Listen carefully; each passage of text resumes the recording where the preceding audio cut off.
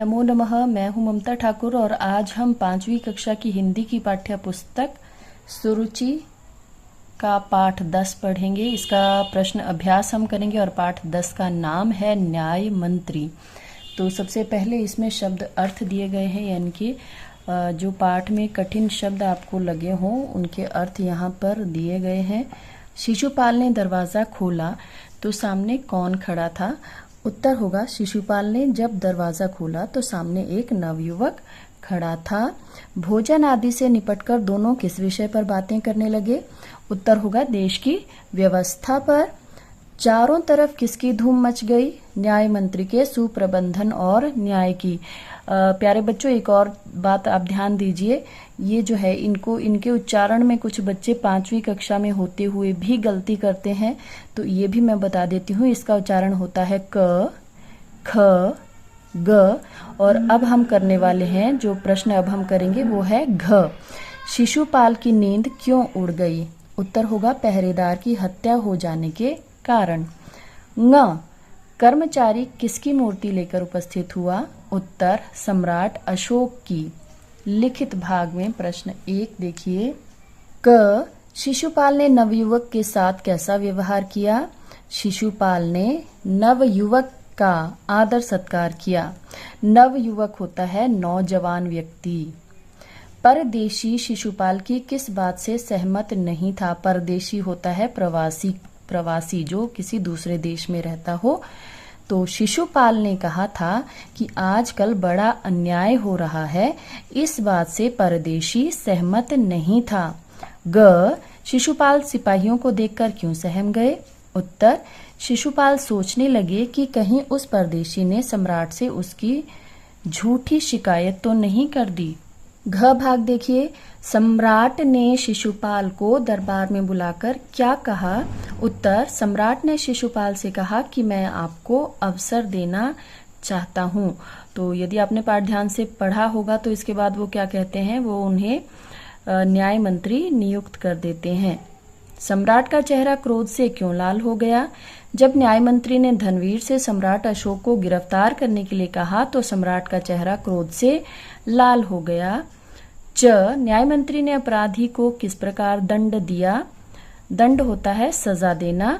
न्याय मंत्री ने अपराधी सम्राट की मूर्ति को फांसी लगाने की आज्ञा दी और सम्राट को चेतावनी देकर छोड़ दिया। प्रश्न 2, सही उत्तर चुनकर चिन्ह लगाइए।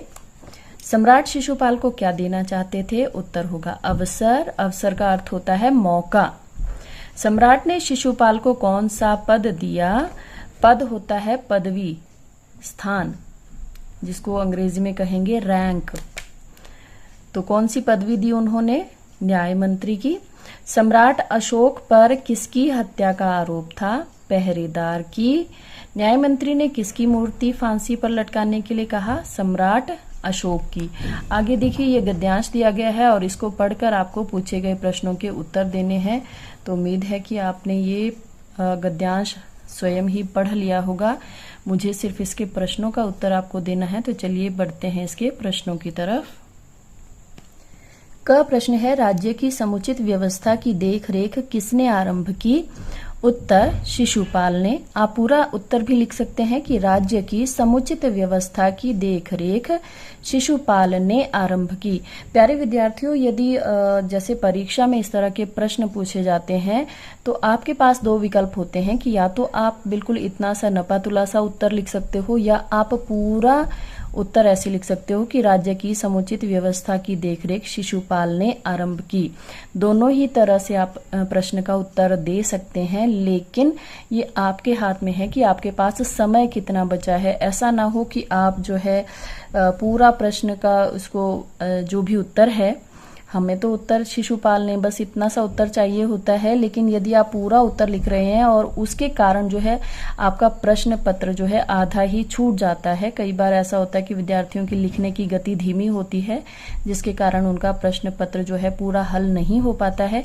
इसलिए ये इस तरह के प्रश्नों में आप जो है समय को जो है ठीक से प्रबंधित कर सकते हो, समय का उचित उपयोग यहाँ पर कर सकते हो कि आप पूरा पूरा नपातुला उत्तर दें, तो आपके पास समुचित समय बच जाता है जिससे कि आप पूरा प्रश्न पत्र जो है सही समय पर हल कर सकें। इसलिए कोशिश करें कि इसमें आप नपातुला उत्तर ही दें। ख भाग देखिए, शिशुपाल भौचक्के क्यों रह गए? तो यहाँ पर उत्तर मैंने यहाँ पर निशान लगा दिया है। जब अपराधी का पता चला तो शिशुपाल भौचक्के रह गए। ग भाग है, पहरेदार की हत्या किसने की थी? तो उत्तर है सम्राट ने। अब यहाँ पर आपको स्वयं लिखने की भी जरूरत नहीं है, आप सिर्फ लिख दीजिए सम्राट ने। और कुछ बच्चे क्या करते हैं कि प्रश्न है कि पहरेदार की हत्या किसने की थी, तो कुछ बच्चे यहाँ से शुरू कर देते हैं, स्वयं सम्राट ने ही उस पहरेदार की हत्या की थी। इतना ज्यादा लिखने की जरूरत नहीं होती है। जिस ढंग से प्रश्न पूछा जाता है उसी ढंग से आपको उत्तर देना होता है।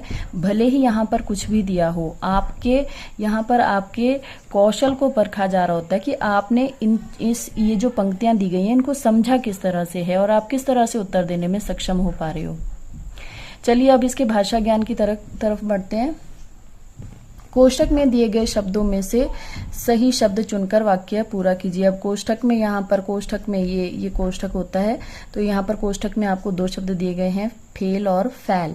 तो चारों ओर अंधकार फैल चुका था, वह परीक्षा में फेल हो गया है। बगीचे में फूलों की बहार है, बाहर कौन आया है? अगर आप अपना उच्चारण सही रखेंगे तो आपकी गलतियां जो हैं, जो आप वर्तनी में आपकी अशुद्धियां होती हैं, वो स्वयं ही ठीक हो जाएंगी। इसलिए अपना उच्चारण बिल्कुल सही रखें। ग भाग देखिए, दिन निकलते ही सब काम पर चल दिए। और अगला भाग देखिए, दीन दुखियों की मदद करो। यहाँ पर छोटी की मात्रा है इसलिए इसे हम दिन पढ़ते हैं, और यहाँ पर बड़ी की मात्रा है इसलिए इसे हम दीन पढ़ते हैं। आगे प्रश्न 2 देखिए, दिए गए मुहावरों के अर्थ लिखकर वाक्य में प्रयोग कीजिए। डंका बजाना। अब वैसे डंका बजना एक शब्द होता है, वो भी एक मुहावरा है। अगर डंका बजना शब्द होता तो प्रसिद्ध करना उसका अर्थ होता है, या सिक्का चलना ये भी अर्थ हो सकता है डंका बजना। अब यहाँ पर डंका बजाना है, ये मैंने दोनों अर्थ दे दिए हैं, लेकिन प्रसिद्ध करना होता है डंका बजना की प्रसिद्धि होना किसी की। लेकिन यहाँ पर डंका बजाना है, तो डंका जो है अगर इसको पूर्व समय से हम प्राचीन समय से लेकर चलें तो पुराने समय में जब राजा महाराजाओं को कोई घोषणा करनी होती थी तो वो डंका बजाकर उसकी घोषणा किया करते थे। डंका एक तरह से ये कह सकते हैं कि जैसे कोई घंटे का नाद करना या कोई ढोल आदि बजाकर उसकी घोषणा करना। तो यहाँ पर हम डंका बजाना शब्द हमें दिया गया है जिसका अर्थ है घोषणा करना, जो कि पुराने समय में जिस प्रकार से घोषणा की जाती थी और आपने पाठ में पढ़ा भी है डंका बजने का अर्थ। तो यहाँ पर हम प्रसिद्ध करना ना लेकर इसका अर्थ लेंगे घोषणा करना। मैं पहले ही बता चुकी हूँ कि डंका बजना का अर्थ प्रसिद्ध करना होता है, डंका बजाना अर्थ घोषणा करना। तो राजा ने राज्य में डंका बजवा दिया कि अब कोई भी गरीब नहीं रहेगा। नींद उड़ जाना, चिंता होना, परीक्षा समीप आते ही शिवेन की नींद उड़ जाती है। होंठ काटना, गुस्सा करना, सबके सामने चोरी का दोष लगने पर रमेश होंठ काट कर रह गया। घ कलेजा धड़कना, डर जाना, अचानक सामने चीते को देखकर मेरा कलेजा धड़कने लगा। ङ भाग है, रात दिन एक करना, बहुत मेहनत करना, मैं परीक्षा में सफल होने के लिए रात दिन एक कर दूंगा या एक कर दूंगी। अनेक शब्दों के लिए एक शब्द लिखिए। क जिसके आने की तिथि निश्चित ना हो, अतिथि, जिसका भाग्य अच्छा हो, भाग्यशाली या सौभाग्यशाली। अपराध करने वाला, अपराधी। न्याय करने वाला, यहाँ पाठ के अनुसार आप न्याय मंत्री लिख सकते हो। वैसे आधुनिक समय में जो न्याय करता है उसे न्यायाधीश भी कहा जाता है, तो दोनों उत्तर सही हैं, आप कुछ भी लिख सकते हो। पहरा देने वाला, पहरेदार। हाथ में पहनाई जाने वाली कड़ी, हथकड़ी। जो प्रशंसा के योग्य हो, प्रशंसनीय। निर्देश के अनुसार रेखांकित कीजिए। अब जैसा आपको यहाँ पर कोष्ठक में निर्देश दिया गया है उसके अनुसार आपको रेखांकित करना है इस वाक्य को।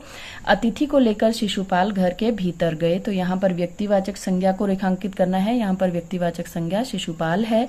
उन्होंने राज्य की समुचित व्यवस्था की देखरेख आरंभ की, यहाँ पर विशेषण शब्द आपको रेखांकित करना है। विशेषण शब्द वो होते हैं जो किसी शब्द की विशेषता बता रहे हो। तो व्यवस्था की विशेषता बताई जा रही है कि व्यवस्था कैसी थी, समुचित थी, यानी कि अच्छी थी। तो व्यवस्था की खासियत यहाँ पर बताई गई है कि वो व्यवस्था समुचित थी, इसलिए यहाँ पर समुचित शब्द जो है विशेषण होगा।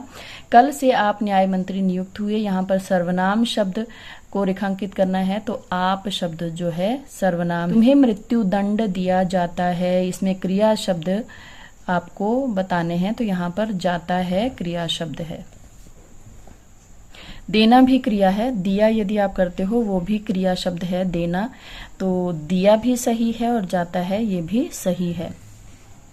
इन वाक्यों में उपयुक्त विराम चिन्ह लगाइए। अब धनवीर देखते क्या हो, यहाँ पर विस्मयादि बोधक प्रश्नवाचक चिन्ह और यहाँ पर पूर्ण विराम। हाँ, मैंने उसे मारा अवश्य है पर वह उद्दंड था। यहाँ उदाहरण चिन्ह से आप वाक्य शुरू करेंगे, उदाहरण चिन्ह, और यहाँ पर उदाहरण चिन्ह खत्म होता है, यहाँ पर अल्प विराम, यहाँ पर भी अल्प विराम और यहाँ पर पूर्ण विराम। तुम इसका क्या उत्तर देते हो, प्रश्नवाचक चिन्ह लगेगा। बहुत ठीक, यहाँ पर फिर से अल्प विराम और यहाँ पर पूर्ण विराम, और यहाँ पर क्या मुझे रात काटने के लिए स्थान मिल जाएगा, यहाँ पर प्रश्नवाचक चिन्ह लगेगा। संयुक्त वर्ण होते हैं, जो दो वर्ण एक साथ आते हैं उनको संयुक्त वर्ण कहा जाता है। और इसमें ध्यान देने वाली बात यह है कि एक आधा है और दूसरा वर्ण पूरा है, इसीलिए इनको संयुक्त वर्ण कहा जाता है। तो व्य शब्द है, व्य से आप व्यक्ति, व्यवस्था, व्यवसाय इस तरह से शब्द बना सकते हैं। इसमें ज़रूरी नहीं है कि जो शब्द मैं बता रही हूँ वही हो, आप खुद से भी अपने हिसाब से जो आपको शब्द आपके दिमाग में आ रहे हैं उनको आप लिख सकते हैं। न्य से न्याय, धन्य, धन्यवाद, स्वस्थ, स्थान, उच्च, बच्चा, स्वर, स्वाद। उसके अलावा अब अगला प्रश्न है, दिए गए उपसर्गों से दो दो शब्द बनाइए। निर से निर्गम, निर्भर, अ से अप्रसन्न, अकाल, अति से अतिशय, अत्यधिक, सु से सुपुत्र, सुकन्या, उप से उपकार, उपवास, बे से बेकार, बेबस। तो इसके साथ ही ये अध्याय समाप्त होता है। वीडियो को अंत तक देखने के लिए आपका बहुत बहुत धन्यवाद।